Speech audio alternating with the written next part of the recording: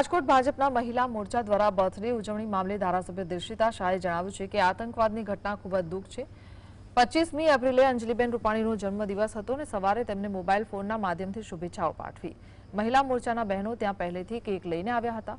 હું ગઈ ત્યારે કેક કપાઈ ગઈ હતી। મહિલા મોરચાનો મામલો સંગઠનનો વિષય છે, હું એના વિશે કંઈ બોલીશ નહીં।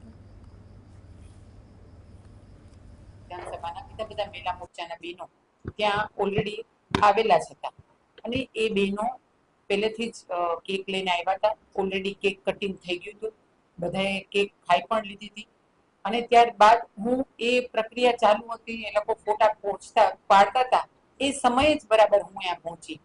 સ્વાભાવિક છે કે બધા 69 વિધાનસભાના જ બહેનો હોય એટલે એ લોકોને પણ મારા વિશે લાગણી હોય, મારા વિશે એ લોકોને એવું હોય કે બેન તમે પણ અમે આ કાર્ય અમારા જે આ કરીએ છીએ તો એમાં તમે પણ સાથે જોડાઓ અને હું બરાબર એ સમયે પહોંચી।